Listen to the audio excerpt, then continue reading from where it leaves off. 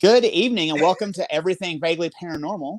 I was about to say, we're not in the right spots. I got you. Go for it. Welcome to Everything Vaguely Paranormal. I'm Ryan Roberts. These are my partners in the paranormal, Mr. Blake Smith and Miss Shelley Pruitt. How are you guys doing tonight? Doing pretty fantastic. Good. I'm sorry, I was like laughing at the intro that we just had with the creature. He's like, wow, like jumping up in his praying mantis pose, whatever. I'm excited to learn about this guy tonight. I've heard a bit about him. I have coffee named after him, but yeah. I don't know his story, so I'm super excited about this. Shelley, do you know anything about Spring Hill Jack? I know a little. I'm curious to see if you found something and I didn't know about him because, any of that kind of that's right up my alley. So, actually, I'm interested because I know how much of a deep dive you do into things like this. So I'm curious if you found something I didn't know, and I bet you probably did. Well, yeah. I mean, I found some stuff that I didn't know about Spring Hill Jack, but before we get into Spring Hill Jack, I'm going to kind of set the stage a little bit so you kind of know where he's coming from and what's going on with Spring Hill Jack. So we're going to jump into this. Now, it's Victorian England. The streets and public squares and homes are bathed with the glow of gas lamps. Although the lamps provide some refuge from the dark, the light is low and fiends and ne'er-do-wells still lurk in the inky blackness. Not the ne'er-do-wells, Ryan. Come on, you better punch up this writing, my friend. It's late at night, and in the cold February evening, you hear an intense rapping at your front door. No one should be at your home at such an ungodly hour. You stumble through the darkness and make it to the door. You open it, and before you know it, in the low light is the most peculiar sight. You see a man with pointed devilish features, polished armor, a metal helm, and spring shoes. On his hands are iron claws, which he uses to reach into the door and grab you. He begins maniacally laughing as he tears your clothes to shreds. You scream as the odd assailant backs away and jumps off into the night, making leaps and bounds that no human ever could. Wait a minute. We're talking about Spring Hill Jack, not Shelley's Last Date, right? No, not Shelley's Last Date. Ah, okay. Just making sure. This is sounding vaguely familiar here. You should see the people she brings home, y'all. So you just encountered the legendary Spring Hill Jack. Who was he? What was he? Human? Demon? Or something from another world? Perhaps in this podcast we'll find out and solve the mystery of Spring Hill Jack. I love your setup, man. Bouncy shoes. all I can see is this guy. If you're a product of the '90s, a child of the '90s, you'll know exactly what I'm talking about. Or had a child in the '90s, you'll know what I'm talking about. All I see is this guy with I don't know, what are those chips called? The witch finger chips. Oh, the witch finger chips. I thought you were going somewhere. No. Hold on. Wearing some moon shoes. Oh, bugles. Bugles. Yeah. Bugles on his fingers, wearing some moon shoes. That's moon shoes. That's all that I see. Well, you might not be too far off. Well, I heard Iron Claw, and it was like, Fritz Von Erich and the Iron Claw. I went wrestling, I'm proud of you, Shelley. You did pull out a wrestling reference. That's awesome. I was a big fan of the Von Erichs. Ooh, that David Von Erich. Ooh, and Carrie. Ooh, child, with that hair. Yes. I mean, come on. All I'm seeing is this guy showing up at your door, okay? Yeah. That might have been the inspiration for Batman right there. I think it actually was, if I'm not mistaken. Bob Kane heard about Spring Hill Jack and made believe Batman it was as well. So. All right, so much like Spring Hill Jack, the stories of appearance kind of leapt out of the ether and onto the front page of several London newspapers. The first known report of the strange figure came in September of 1837. Late one cool and foggy September evening, a young unnamed businessman was walking home. It was particularly dark that evening because he had stayed quite late at work. The businessman had a particularly long day at the office, and all he wanted to do was get back home and rest. So against his better judgment, he decided to take a shortcut, straight through the Barnes Cemetery. Okay. Dumbass. Come on, this is like the first setup of a horrible horror movie. Like 101. It's that commercial where they're like, everybody run for the whatever. They're like, no, let's hide in the locked car. And the chainsaw man's chasing them. Come on, man. A barn cemetery. Yeah, don't walk through the cemetery. Come on. Especially in Victorian England. Are you stupid? That's when grave robbing and all of that was still a very profitable and lucrative career. Absolutely. Woo. So as he walked down the jagged path and past the rows of weathered tombstones, he was suddenly startled by a thud directly in front of him. As he looked in the path, a muscular man had jumped from the top of the stone wall, adjacent to the path he was walking, and landed directly in his path. As if the random stranger jumping in his path wasn't enough, soon the stranger's features began to come into view. The young businessman said the stranger possessed quote, devilish-like features and looked completely otherworldly, sporting pointed ears and a pointed nose and glowing, bulging eyes. But despite the demonic specter's evil appearance, he didn't attack the young man. Although he was not harmed by the frightening specter, he was able to go about his night, but one can imagine, in a rather quick pace. The next people to run into this creature were not so lucky. The young businessman reported his incident, but several weeks passed with no more sightings, until a few weeks later, a young woman named Polly Adams had her encounter. Much like the young businessman, Polly was out late at night, traversing the streets of London with a couple of companions, when suddenly a, quote, muscular creature with glowing eyes, similar to the one in the barn cemetery, leapt from out of the shadows and terrified the poor women, causing Polly's two friends to flee and leave Polly behind at the mercy of the ghoul. Polly was cornered and had nowhere to run. This fucking picture kills me. He turned his attention towards Polly and spat blue flames. And then he grabbed her by her shoulders and laughed in her face. But then Polly noticed that his hands were not normal hands. They seemed to be metal and claw-like. And to her horror, he began to use his ironclad fingers and rip at her clothes, tearing them to shreds and leaving her exposed. In the process, cutting her stomach and causing an actual injury. As she screamed and hoped her ordeal was over, the man or thing suddenly leapt over a very high wall and bounded off into the evening. She wasn't sure what had just happened, but one thing was for sure. No human could have made that jump. After Polly's terrifying encounter, things again went quiet until late October, when the leaping phantom struck again. Late that month, a servant girl named Mary Stevens was walking home. She had visited with her parents that day in Battersea, but had to walk back to where she lived and worked in Lavender Hill, an area just south of London. Hold on, wait. I'm gonna put this picture back up because I just saw something else that reminded me. What'd you see? You remember again, if you're a child of the 90s or had a child in the 90s, you might remember a little show called Powerpuff Girls. It's him. It's him. Hello. It is. It's him. Even with the high-heeled shoes and everything. I mean, come on, man. Yeah, man. Sorry. Oh, Shelly's totally lost right now. That's not what I got from that picture, but go ahead with your fabulous story.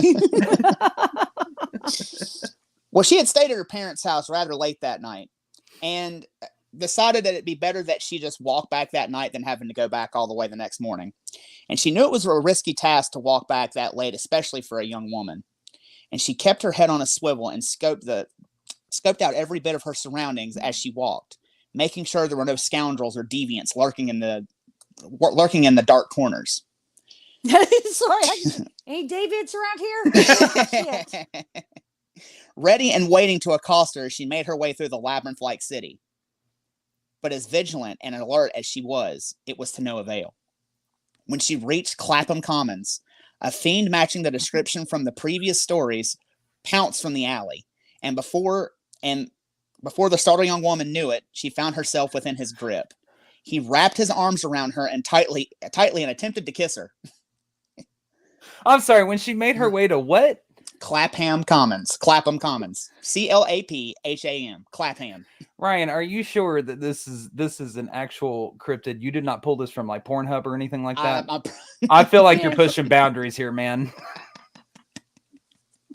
Yes, the cryptid from X videos from Clapham Commons. All right, so he wrapped his arms around her tightly and attempted to kiss her. Then, like in the previous story, he ripped and tore at Mary's clothes with his claw-like appendages. But unlike Polly, gotta get clothes. I don't know, man. He just wants to get them naked, I guess. I don't know. I guess. But unlike Polly, Mary felt his hands on her body, and she recounted that the villain's hands were, quote, cold and clammy like that of a corpse's hands. Ooh. As Mary screamed at the top of her lungs and struggled to fight the rogue off, she attracted the attention of several people nearby.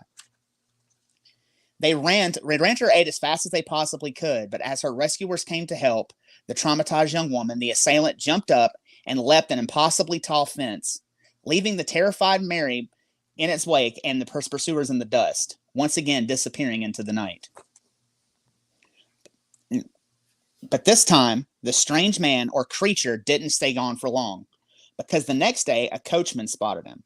The strange creature jumped out of the shadows and directly in front of the carriage, traveling at a brisk pace down one of London's busy streets. The frightened coachman swerved to avoid collision with the specter, crashing the coach and injuring himself in the process. The passengers of the coach were eyewitnesses at the scene, all noticed the visage let out a sinister cackle. It then astounded them as it leapt a 9-foot tall. Sorry, I'm getting tongue-tied. It then astounded them as it leapt a 9-foot tall fence and fled the scene. A group of men nearby attempted to give chase, but there was no sign of the specter to be found, except for the occasional cackle from the dark. He's just running amok in Clapham Commons. In Clapham Commons, he's jumping around London, jumping around Clapham Commons, doing whatever he wants to do. He's just making them all clap them hands and comment. I don't know. I'm trying to go somewhere with it. It didn't land. Sorry. That's okay. I don't know, man. He's trying to get him naked. He might be trying to clap them hands. I don't know what he's doing. I swear you picked up this story from somewhere else, man. This does not sound like our usual Wikipedia. No, I'm just kidding. No, we don't use Wikipedia. We don't. We actually research. We don't. After these sightings and attacks, the press descended like vultures upon and seized upon the story. Paper after paper began printing numerous stories and accounts of the strange being. The public were hungry for stories about the brash rogue haunting the streets of London. The mass hysteria caused by stories coupled with the alleged attacks of the citizenry forced the then mayor of London, John Cowan, to make a public decree. He decreed that the entity or man, who the press had now labeled Spring-Heeled Jack, was a public nuisance and should be dealt with as such. Shortly after the decree, the Lord Mayor's office and several wealthy men offered a reward for the capture of Spring-Heeled Jack. One of these men was named Plutarch Dickinson, Esquire. You are so making this shit up. Plutarch Dickinson? I am not kidding. Is he Plutarch Dickinson, Esquire. Is he get the Esquire part. Get it right. Is he from Clapham's Common 2 or whatever? Yes. Okay. That's what I thought. This is the last porno you watched. You're trying to pass it off as legitimate. Plutarch Dickinson? Plutarch Dickinson, Esquire. I'm not kidding. That's his name. Now, he had a personal stake in the matter. Let Blake recover. He's dying over there. I think we killed him. So now, Dickinson's and Claphams. Dickinson's and Claphams. Okay, got it. He had a personal stake in the matter because Jack scared the daylights out of his daughter a few days prior. A few nights previously, his daughter was walking home from a party when suddenly a man wearing a white sheet jumped out of the darkness and spat blue flames in her face and scared her to half to death. She was so shocked at the sight, she became, quote, nearly deprived of her senses and had become bedridden since the attack. Even though Plutarch put up his own money to bring Jack to justice, no capture ever came, and the encounters with Jack seemed to fall off for a while. We're never going to make it through this episode tonight. Jesus Christ. This is going on a blooper reel somewhere on our social media pages. Oh, my God. Go ahead. That is until Jane Alsop had her harrowing encounter. Jane was an 18-year-old girl. Jane Alsop? Jane Alsop. A-L-S-O-P. Alsop. Oh, okay. Yeah, of the gas station fame. That's what I was going for. Jane was an 18-year-old girl with a well-to-do father. So she lived with him and her sisters in a mansion that he owned, near the London boroughs of Bow and Old Ford. Around 8:45 on the evening of February the 21st, 1838, Jane was at home and heard a violent ringing at her front gate. It sounded urgent, so Jane rushed down to see what was going on. She looked out the window, and there in the darkness by the gate, she saw a man standing there. But it was so dark she couldn't make out any of his features. She called out to him asking what he wanted, and he replied that he was actually a policeman, and he said he needed her to bring a candle because they had caught Spring-Heeled Jack out in the lane. So this is the first time he's actually speaking to like lure somebody in. Yeah, to lure somebody out to where he's at. So back up real quick. Hold on, because I was quietly dying with my mic muted. Sorry, I was trying to catch my breath. I couldn't breathe. You're okay, man. And they're having a field day in the comments right now. But so by now the mayor is actually calling this a man or an entity. A man or an entity, a public nuisance. He doesn't know what to label it, but he says whoever this is a public nuisance. It has to be dealt with. But even though they put out this reward money, nobody ever came forward with any information about who or what Spring Hill Jack could have been. Gotcha. And these, I have one last serious question. These names are verified and documented? Yes. yes, they are. All right. Just making sure. What does he always say, Ryan? That's my new band name, Plutarch Dickinson. Yeah, Plutarch Dickinson Esquire. Esquire. I gotta have Esquire. So he said he needed her to bring a candle, right, out to the gate. Okay. Now Jane obliged and grabbed a lit candle and walked out to the gate. And she handed him the candle. And when she handed the candle to her late night caller, she wished she hadn't, because when she did, what she was met with frightened her to no end. The man held the candle, revealing that he was wearing a long black cloak, which he immediately threw off and sped once again blue and white flames at Jane, further illuminating himself in the inky blackness, revealing that he had red eyes and a very peculiar dress. Jane said he was wearing a very tight white garment resembling an oilskin on his head, and he wore a large helm, and his hands were that of metallic claws. Now, for people who don't know what an oilskin is, basically it's an old school rain jacket. It was just like a really tight looking rain jacket. It's something they used back so in he those throws days. off his cape and reveals himself in his unitard and going, aha! Sounds like a flasher. Oh, she wishes it was a flasher. So on his head, he wore a large helmet, and his hands were that of metallic claws. He immediately lunged towards her, grabbing her by the dress and the back of her neck. He forced her head under his arm and began ripping and tearing at her dress. She began screaming at the top of her lungs, trying to alert the others in the house, all the while kicking, clawing, and fighting to get out of the grip of Jack. Eventually, she was able to break his hold as she ran back towards the house, but the ghoul was right on her heels and caught her on the steps, where he used his claws to tear at her neck and arms and rip a clump of hair from her head. With all of the commotion going on outside, her younger sister woke up. She ran downstairs and opened the front door, seeing Jane in the clutches of the man. As Jane screamed, her younger sister just stood there, too scared to act. But her older sister had also woken up and also ran downstairs to find her younger sister frozen and Jane being dragged down the steps by a being with considerable strength. The older sister ran and grabbed Jane, and she grabbed Jane and pulled her back into the house with some feat of otherworldly strength. And somehow she got the door closed with great force, and Jack continued to beat on the door and try to get into the house. Passers-by heard their screams and came running to their aid, but as they did, they saw the perpetrator leap from the ground and onto Jane's roof, a jump that no normal person could make. The rescuers then watched as the man hopped from rooftop to rooftop and disappeared into the night. Jack was no longer just some fun tabloid story or whimsical prankster. He was becoming dangerous. No more was heard from Jack until a few weeks later, when he again attacked a group of young women walking home. Lucy Scales and her sister had been out late visiting their brother. At about 8:30 that evening, the pair of girls began their journey home. As they walked down Green Dragon Alley, the two girls noticed a strange man leaning up against the alley wall. They noticed that he was tall and thin and gentlemanly and wearing a large dark cloak. He was also carrying what was called a small bullseye lantern like the police used to carry in those days. Okay. When they were walking past him, he threw off his cloak and lunged forward and shot blue flames from his mouth once again, scaring her so much that she went into violent convulsions and fell onto the ground. The man then walked off into the night, leaving Lucy convulsing on the ground. Spring Hill Jack had claimed another victim. So this is his MO. He shows up, he's dressed dapper, whatever. And then he basically has a quick costume change. It's like, whoa, look at me. I am scary. Yeah. And then in their face. Like spews. Never, I can't go too far into that. That's blue and white flames. Then he sticks their head underneath his arm, saying, smell his armpit, and rips at their clothes.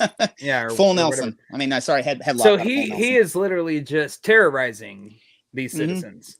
just terrorizing citizens. And up until now, it's only been women that he has terrorized. He hasn't really messed with men too much. It's always some woman that he finds walking home or in a situation where she's alone and just shows up and just scares the bejesus out of them. Well, not that Jane Alsop, she had friends with her. Well, yeah, but they left her, remember? she was stuck in the alley with him. That's right. So after this incident, we don't hear of anyone really matching this description with the same MO for quite some time. And the stories of Jack and his wild exploits began to fade. But in an effort to sell more newspapers, the press would drum up stories of Jack every so often. Anytime some unexplained event occurred or women were dealing with a late night prowler, the press just slapped the Spring Hill Jack moniker on it. And it's not until later that we see another peculiar encounter with something matching the agility, ghastly appearance, and penchant for mischief like the Spring Hill Jack of old. Okay. It's been years since anyone had seen Spring Hill Jack, but that all changed in 1877 when he showed up at the Aldershot Barracks, again in London. When on a spring night, a sentry on duty at the Aldershot Barracks had an encounter with something he could not explain. As he watched his post late that evening, he described witnessing two glowing specters appear out of the darkness. Even stranger, they were both leaping 10 to 12 yards in single bounds, and one of them was coming right for the sentry. The sentry hollered out and demanded that it stop. But the strange jumping figure continued to advance towards the soldier, and it jumped right into the sentry box where he was guarding it. It reached its hand out, and the soldier described the hand as being cold and clammy like that of a corpse, and slapped him about the face, and then jumped out of the sentry box and bounded across the commons. I'm sorry. I just see this guy that's dressed in whatever with sharp metallic claws. With the feather in his hat. Heels on. Yeah, it just, basically just pop, and jumps out of the box. And jumps away like a kangaroo. I mean, that's essentially what's happening. Like, it's such a fantastically weird story. Like, you see someone with spring shoes coming towards you, you better turn around the other way because the chances are you're about to get assaulted. I mean, oh God. Okay, we were talking about the Victorian era, right? Yes. There were a lot of drugs happening during this time, correct? I mean, I guess a lot of them, I guess, would have true. Yeah. I mean, but seriously, like, I'm just trying to figure out. But this this was a sentry who was on duty guarding something. Right. This one is different. He would have been considered a trained observer, right? And he said something, bounded into his sentry box, his guard shack, basically. Yep, slapped the shit out of him. Slapped him a couple of times and bounded out. Bounded out and went across the commons as he watched it. I certainly wouldn't admit that if that didn't actually happen. Well, I mean, and we do always say that, people who have a lot to lose in their careers, who want to come forward or do come forward, it gives a little bit more credibility, so I'm just trying to figure in my mind right now, just going through all the stuff that we know and all the things we know about. Right. I'm trying to fit this guy entity into a category right now. And I'm like, you kind of can't really. Yeah, I can't. Because he's obviously described as a man, but the hands are described as being dead and sharp, which kind of sounds like a very Edward Scissorhands kind of thing to me. That might have been the inspiration for that. And he's not really a cryptid because he isn't described as having a cryptid feature other than the fact that he can bounce, but they say he has on springy shoes. He's a man.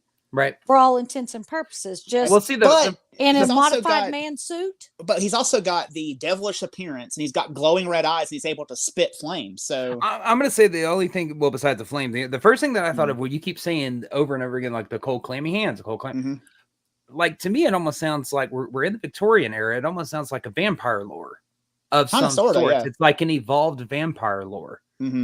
So remind me one more time, because I know we're a few minutes into this. You're fine. What year are we talking about here? The original ones were in the 1830s. We're now in the year 1877. Okay, that's kind of interesting because because there's a wide gap. Yeah, you got a wide gap, but you're also you're starting to come up on and closer to Jack the Ripper territory too.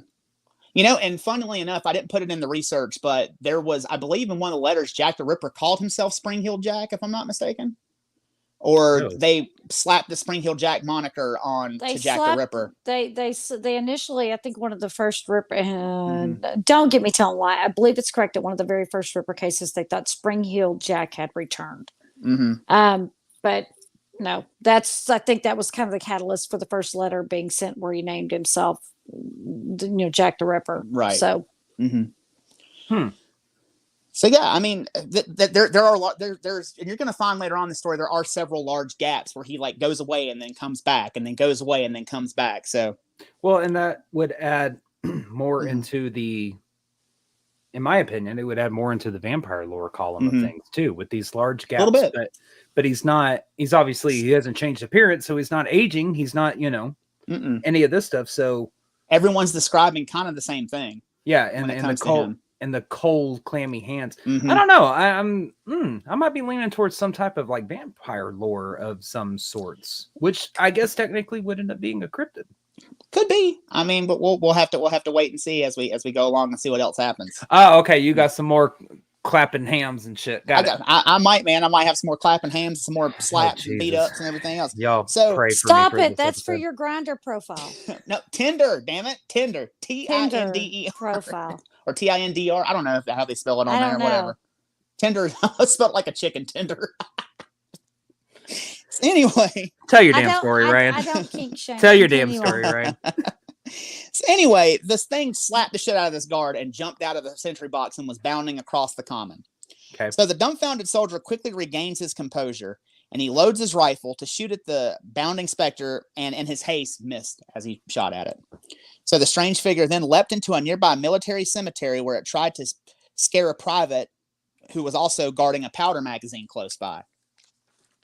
And the private also attempted to shoot at Spring Hill Jack, but also missed and watched as it leapt off into the night. But this would not be the last time that he would terrorize the barracks. About 2 weeks later, he returned to harass one of the late night guards. This time, a private from the 60th Battalion was guarding a powder magazine right next to Basingstoke Canal. Yes, real name. As the young soldier was making his rounds, Jack sprang upon him and tried to wrestle the rifle out of his hands. The soldier didn't take this laying down and began tussling with Jack, and luckily the soldier was able to fight him off and only walked away with 2 black eyes from the incident. In Basingstoke Canal. They fought over his rifle. Nobody's ever going to take us seriously after this podcast again. So Jack was able to get away and slip off into the night once again and returned a few nights later to again terrorize the guards patrolling the barracks. These poor guards, man. He likes a man in uniform. What can he say? So now he's completely switched his MO though, because he was only going after the ladies. Women. Now he's going after dudes. All these soldiers for some reason. So a guard patrolling the barracks south end found a sentry in an utter state of terror. The guard shook the sentry and asked him what was wrong, and the sentry just stared straight ahead and pointed. The guard turned slowly to see what the sentry was pointing at and witnessed a tall man in a tight-fitting white coat bounding away from the scene. The guard immediately gave chase but couldn't catch the man, eventually losing him in a patch of bushes. But after that evening, Jack never again terrorized the Aldershot barracks and wouldn't appear again until a few months later in Newport. So we've gone from Basingstoke Canal or whatever it's called. Basingstoke. So we're so he's quite all over the map then. He's on the move at this point, yeah. Okay. Because when he disappears, he shows that, like, except for that first time, that first little bit when he was in London and shows up again in London in the 1870s, he kind of disappears and then shows up in different parts of England from here on out. Okay. So Jack appeared in the sleepy little English town on November the 3rd, 1877, hopping through the streets and wearing what people described as a white garment with long tails. As multiple people saw him hopping, they said he was able to jump 15 to 20 feet, giving him the appearance of having, quote, springs in his shoes. He haunted the streets of Newport, scaring the hell out of women and men, eventually drawing the ire of several men in town, who armed themselves with clubs and rocks and formed a giant posse. Oh, so that's where that picture comes from. Yeah. Gotcha. All right. I see what you're saying. Yeah, Newport. Okay. The mob roamed the streets looking for Jack and eventually found him. As they chased him through town, they witnessed him perform several feats of agility that no normal human could perform. Some of the mob became increasingly frustrated with chasing him, so several men drew their guns and began firing at him, shooting as Jack jumped over the Newport Arch, which was that picture you just had up. Yeah. But the bullets had no effect and seemingly weren't able to penetrate his garment. The mob watched in amazement as he hopped from the rooftop to rooftop and leaving the mob in a state of utter confusion. But Jack wasn't done that night. He appeared in another part of town, where he was again chased to the city barracks, and as Jack ran along the barracks wall, a tavern owner again shot at him, but like before, the shot had no effect. Jack once again left the scene and jumped off into the night, never to be caught by the mob. So wait a minute. So it sounds to me like they were just really bad shots. I don't know, maybe. I mean, they keep saying the shots had no effect, or it appeared to, couldn't penetrate the garment or whatever. Just sounds like they just missed. It's like, ooh, I didn't miss it. Bound. Did you see that ricochet? Yeah.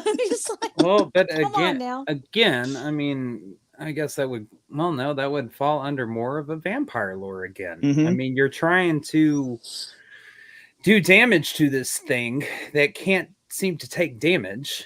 Right. You shoot at it, but obviously, okay, what's the rundown real quick of like a vampire lore? They're not able like to a stake to the heart, a yeah. super or a silver bullet, things like that are what wounds and or kills. A silver bullet. Okay, well, I'm getting my cryptids mixed up, but whatever. Right. Y'all get my point. Y'all know what I'm saying. Mm-hmm. So it kind of, I don't know. This whole thing, I'm like trying to figure out where he's going to fall. Yeah, I mean, it's like every other story that you give me now, he seems to, for me, he just seems to fall into this vampire kind of category.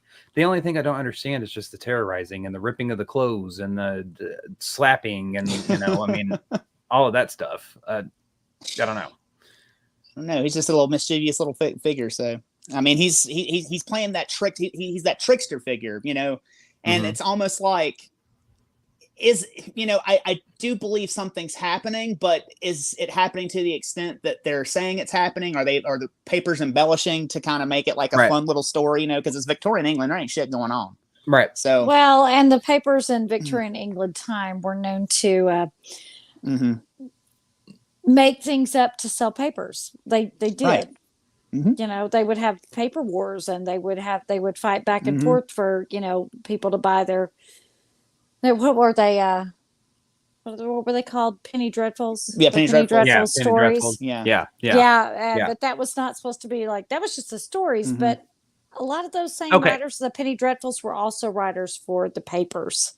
So let's clarify a little bit, because you got a couple in the comments that are like, I'm gonna have to rewatch this. Okay. Just to get everybody back up to speed now that we're about 35 minutes into this topic. So we have this thing, we'll call him this thing, Spring-Killed Jack, that makes an appearance.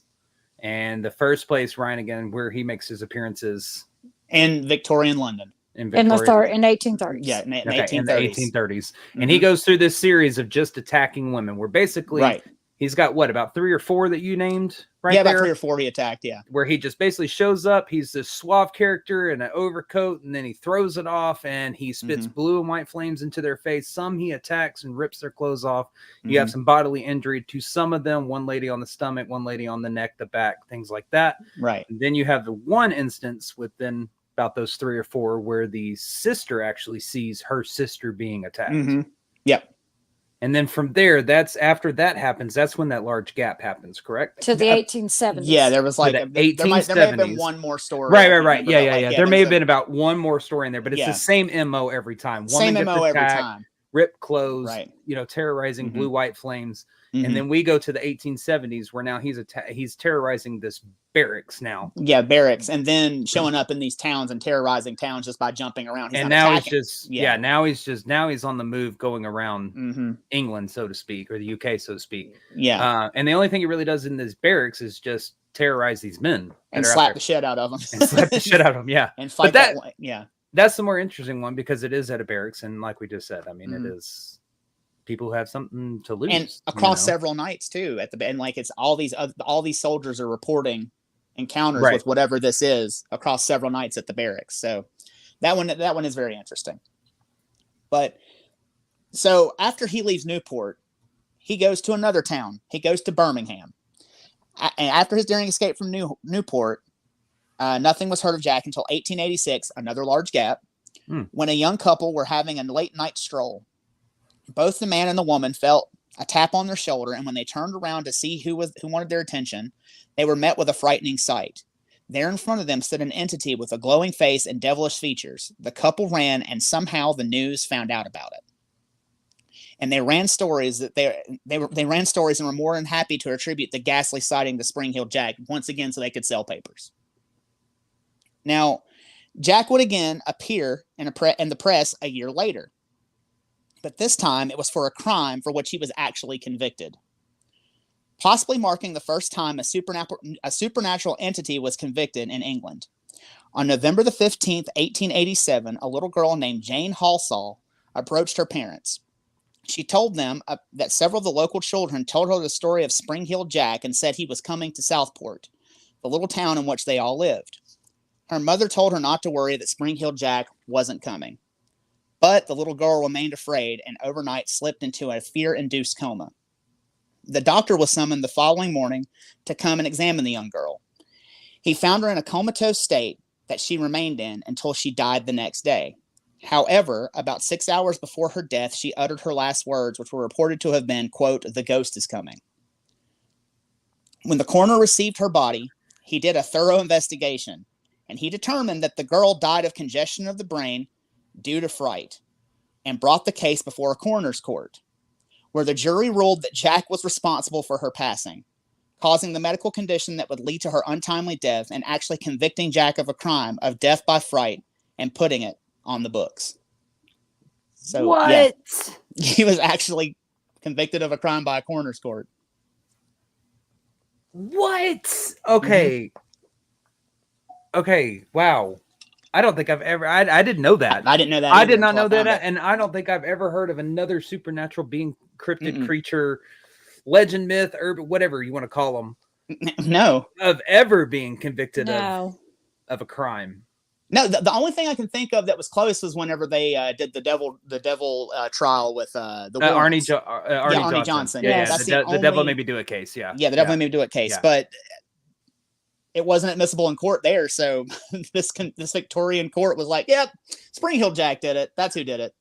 Let's put it on the books." I mean, that's kind of interesting though, because I mean, I'm. Can you die by fright? Yeah, it's been proven that you can have medical issues and things like that from being too scared, right? But to convict a supernatural being, that's interesting to me. Yeah, I'm sorry. Like, what are you gonna do? Run out and arrest him? I mean, they tried an abstention. I mean, it's like, Yeah. I mean, and they try. I mean, they've tried several times through governmental bodies to bring him to justice, and they just can't do it because, I mean, you're kind of chasing shadows at this point. Like, what is this actual being? My question becomes, what was the point to try and convict him? What was the point in that? I don't know. I don't understand, because they already had plenty of reasons if he were to be caught to bring him in with the assaults and the attacks on the military and that kind of thing. They didn't need to try him in order to still, if they found him, to arrest him. So what exactly was the point in that? Honestly, in my opinion, I think that it would have been something that would have been a political move at the time. That's what I'm thinking. You kind of think of, like, look at unsolved cases or cold cases or something like that. You have the family that's constantly asking the officers, "What are you doing on this? What, have you got anybody who killed my?" But the child never said she saw Spring-Heeled Jack. But what I'm saying, what I'm saying though, is that in doing so, let's go back to those cold cases, and in doing so, the police, in some instances, may do something that's maybe not legal, or maybe they step out of bounds, or they push the envelope a little bit just to show some movement in the case. This might be a case of that. This might be like there is no movement because you still don't have that jumpy motherfucker. No, I know. But what you done said it. Just go ahead and go with it. But what I'm saying is you have all of these cities and towns that are being terrorized by this idiot, and so I'm sure that the political figures at the time are feeling some type of pressure. The police department is feeling some type of pressure to do something about this. Because he's all over the press. And this could be their move to say, hey, look, we're doing something about it.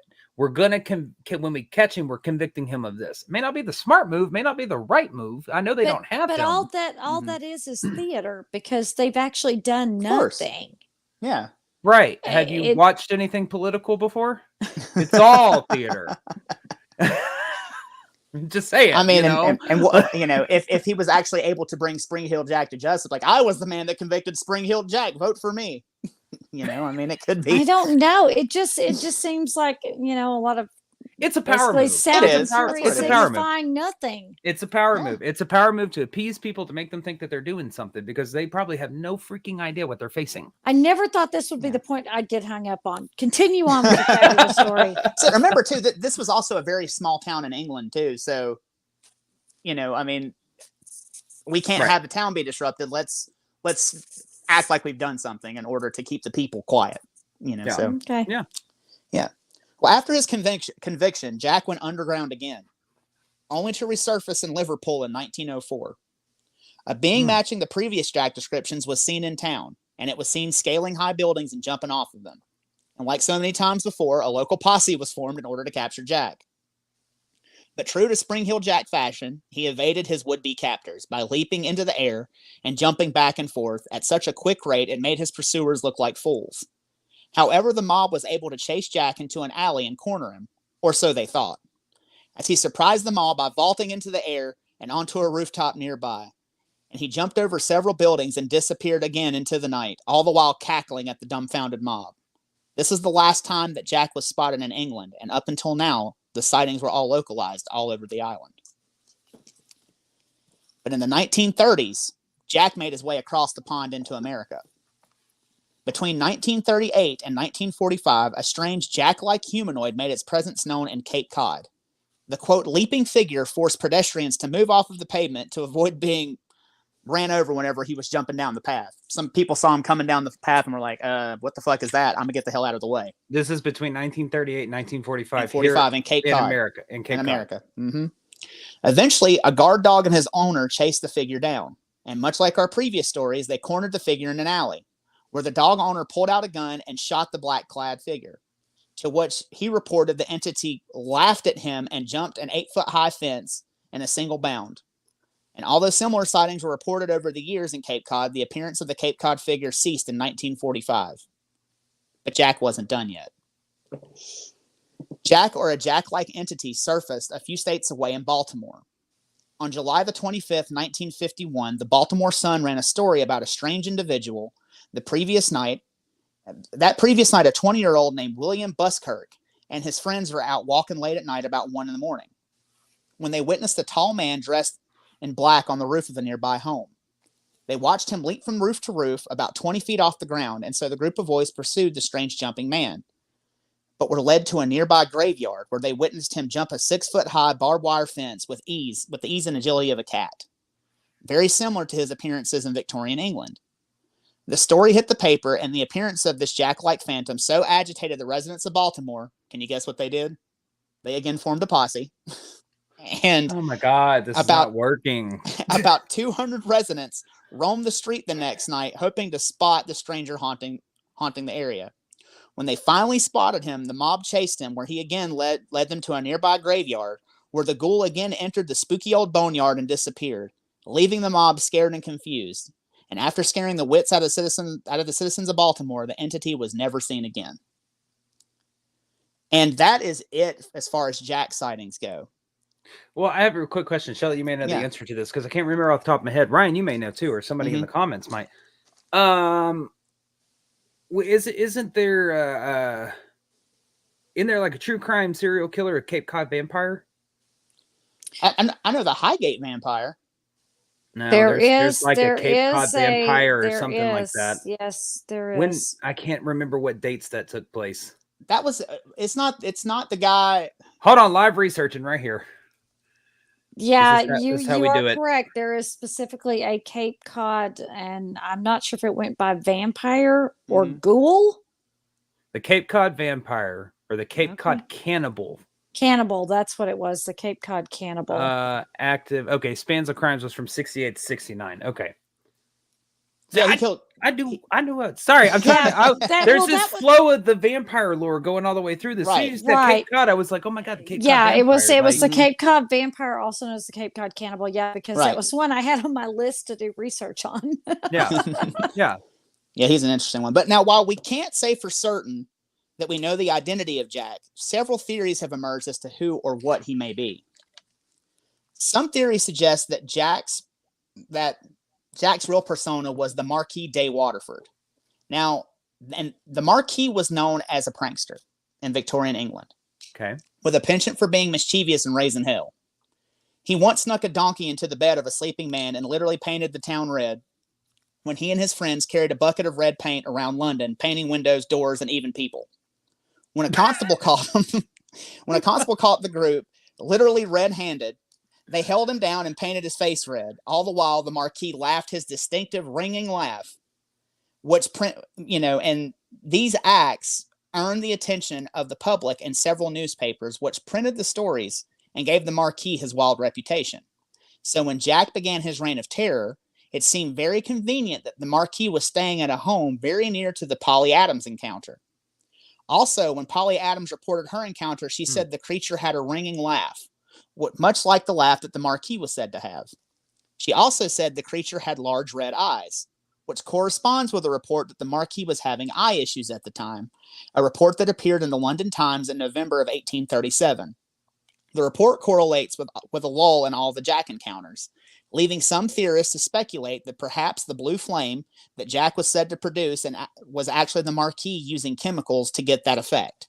See, that was my first thought with the blue flames and stuff like that. I mean, you have fire eaters and all of that kind of stuff.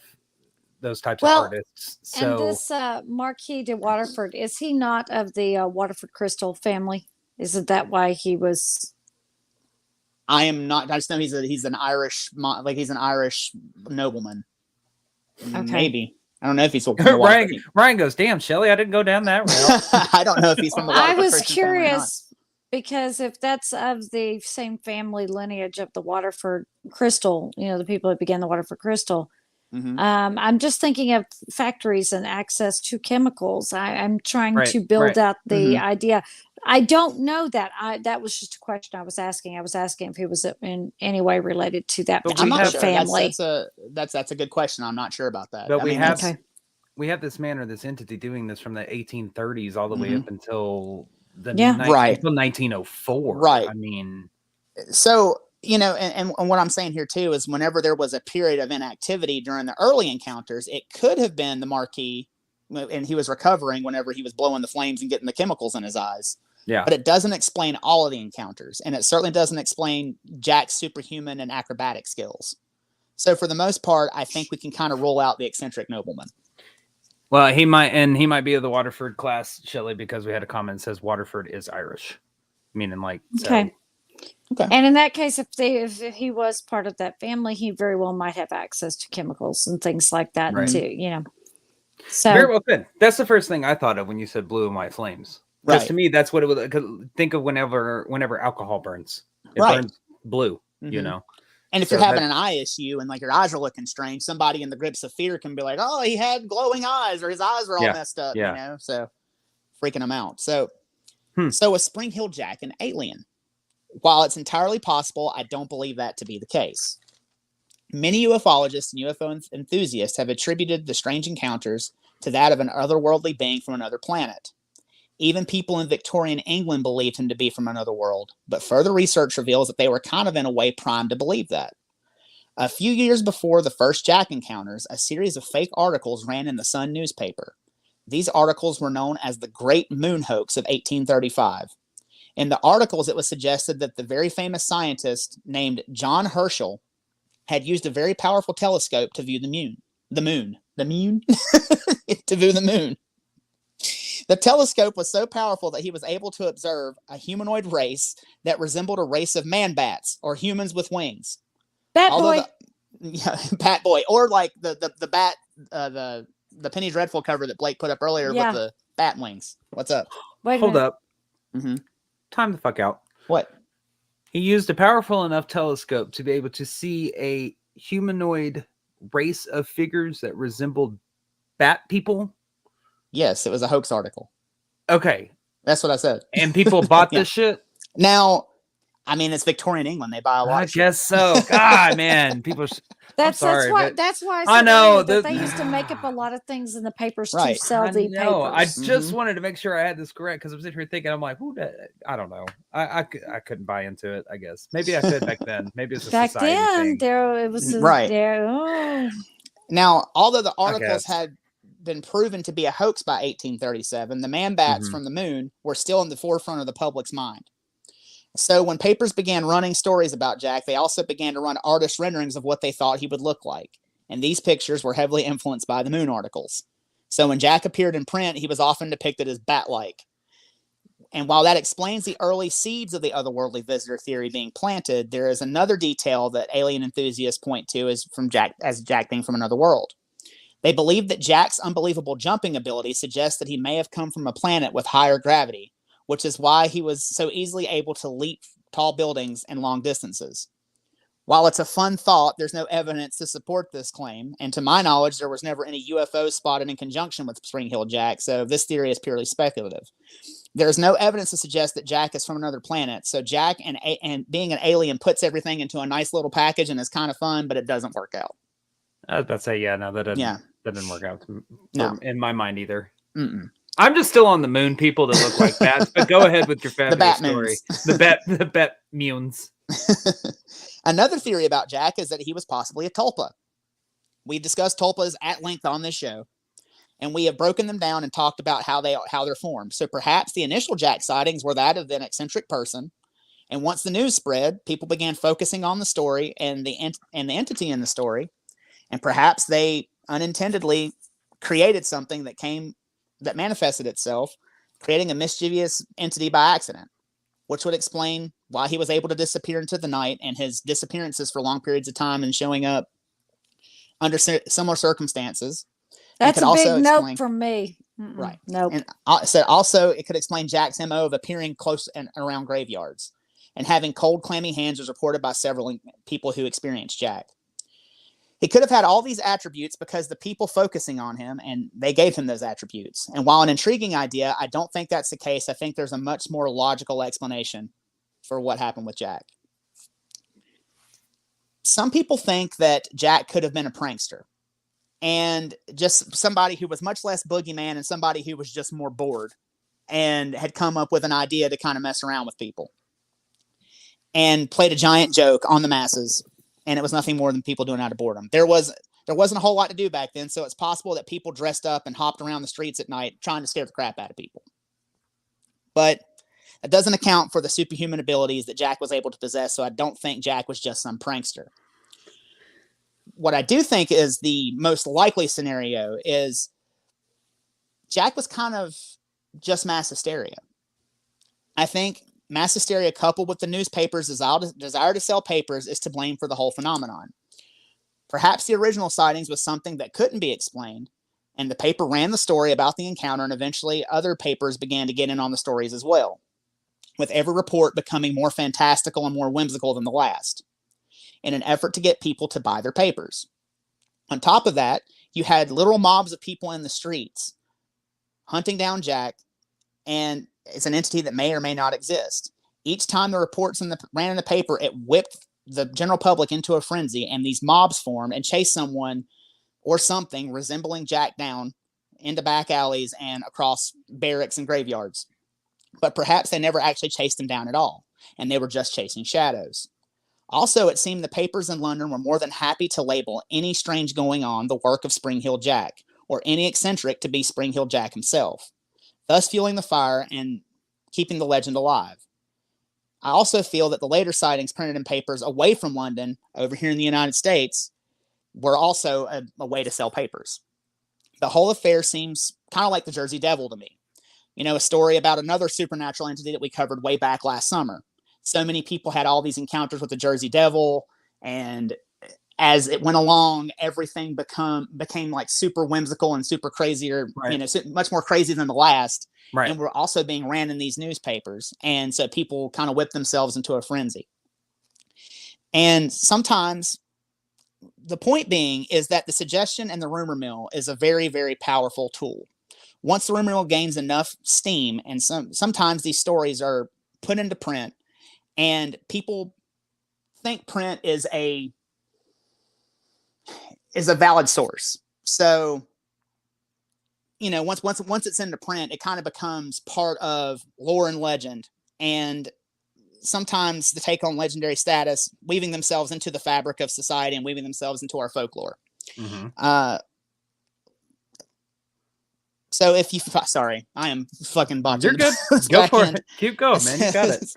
So living on into the future and influencing generations to come. So if you find yourself strolling down a London street late at night, be sure to keep your head on a swivel, because you never know when Spring Hill Jack will jump out in front of you from the shadows.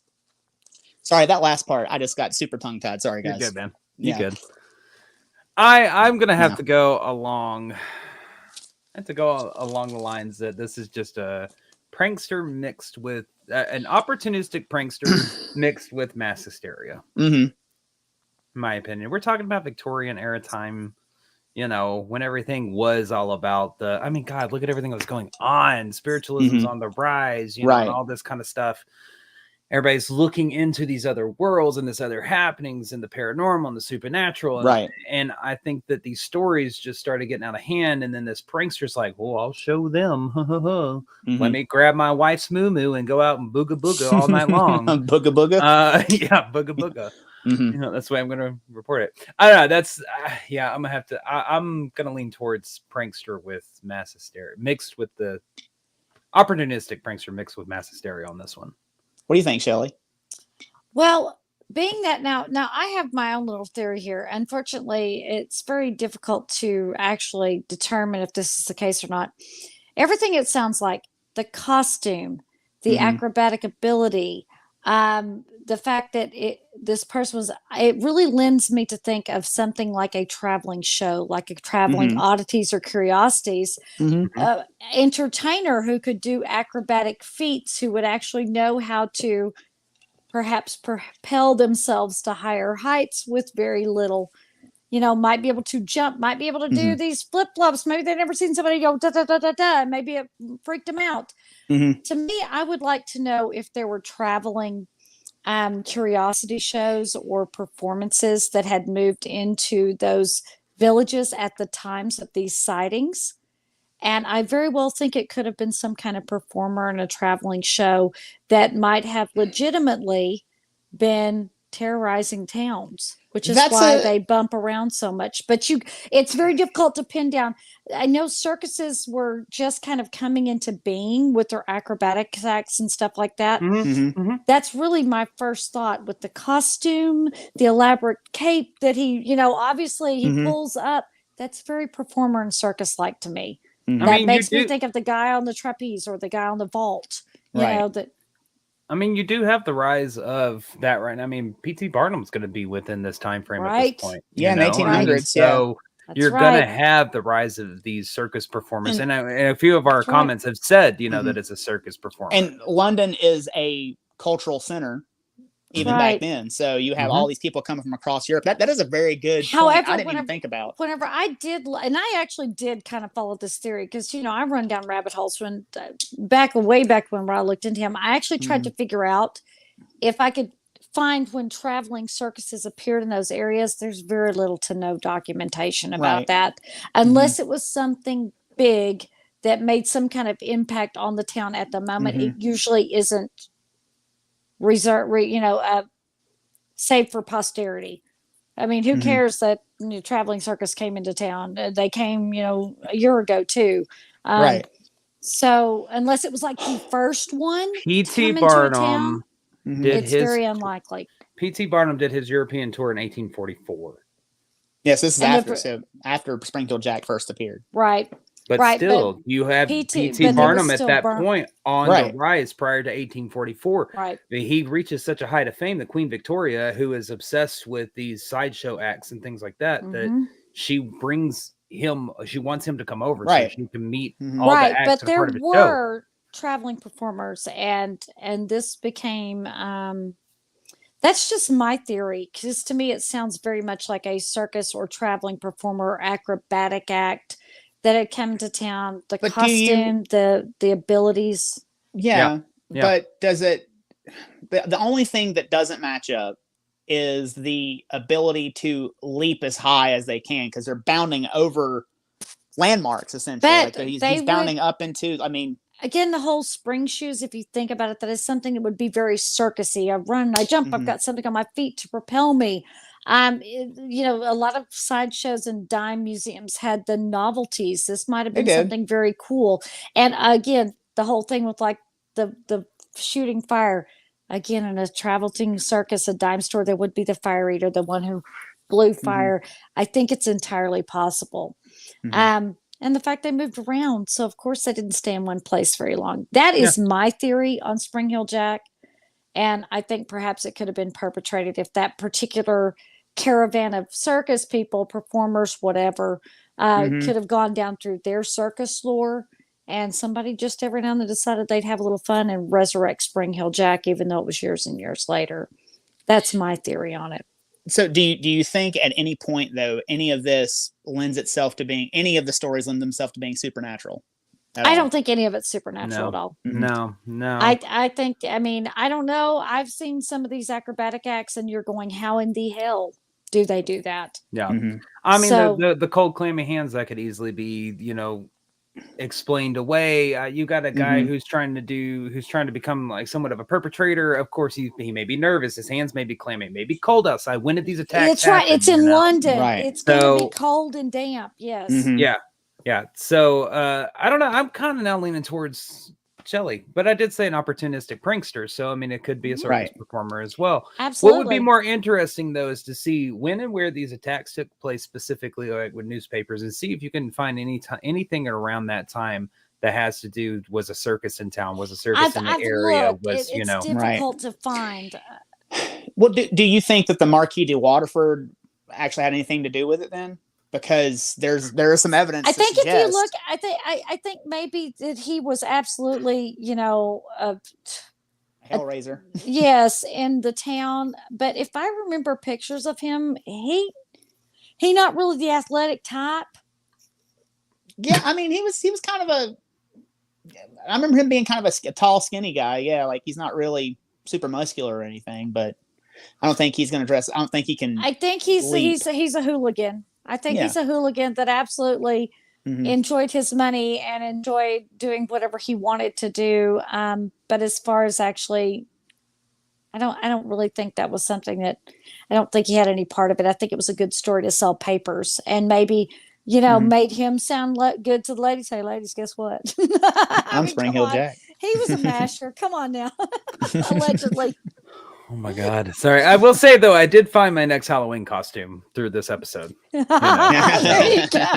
I'm just going to say white pants, heeled boots. Skeleton type shirt and looks like bat wings. I'm good with some little horns and a nice stick of wheat to stick in my I believe cap that's a right sickle there. he's holding, isn't it? Is he holding a sickle or is it just the arch of his wing? I think it's the arch of his wing up there at the top. Yeah. So that's my theory on him. Tonight, throughout this episode, I have now become a drinking game. So you're welcome for those who are playing along. Every time I crack up, everybody takes a shot. So y'all should be good and hammered by the end of this one. Now, I will tell you this much. It is very hard to track down a lot of stories about Spring Hill Jack because there are, like I said, everything in London is getting slapped with that moniker as far as like anybody who's eccentric, anybody who's weird, anything that was actually kind of like supernatural and kind of matched Jack's MO kind of gets lost in the noise of everything else that's going on.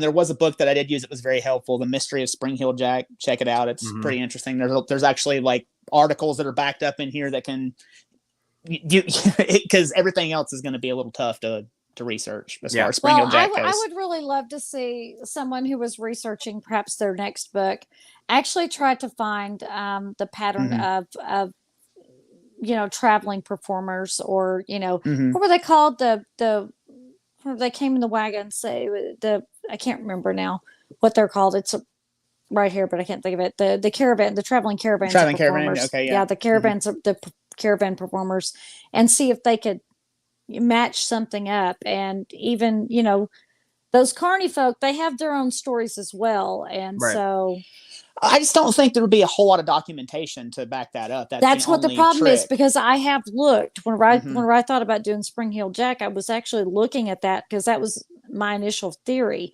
And Mm-hmm. I just couldn't find anything to document to back up the theory. All it is a theory. I mean, that's the one I thought. That's the first thing I thought of was some kind of circus Mm-hmm. performer.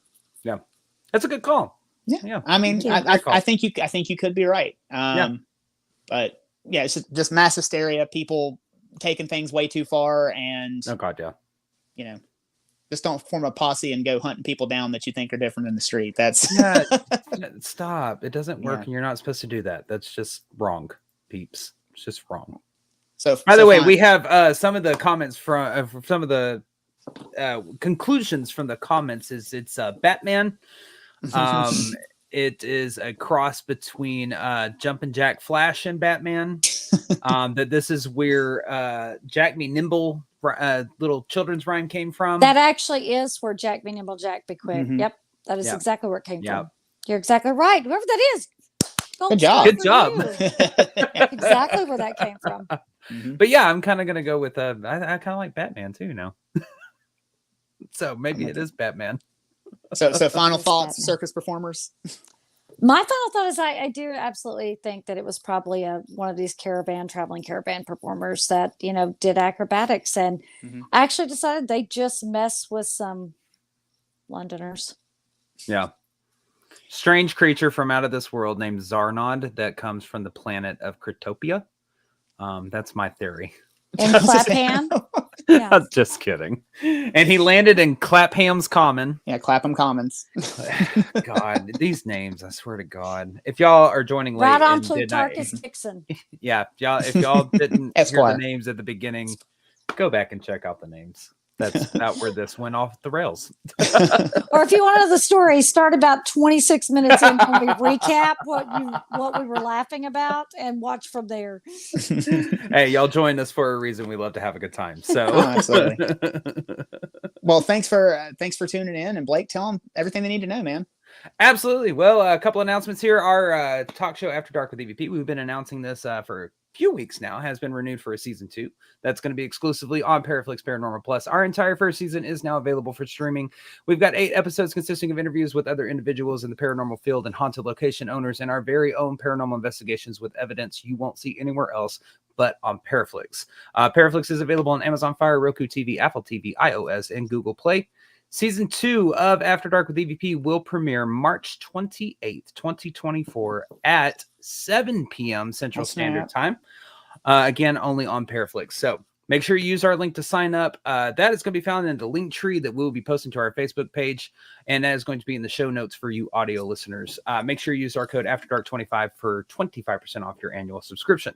Like I said, tomorrow we're going to post up our Linktree link. That is going to take you to everything that you need to know about everything vaguely paranormal, every social media channel we are on, our online merchandise store, our public investigations, and our Patreon page. Our Patreon page is the fastest and easiest way you can directly help support the show.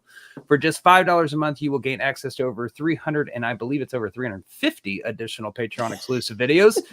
Keeps ticking up, y'all.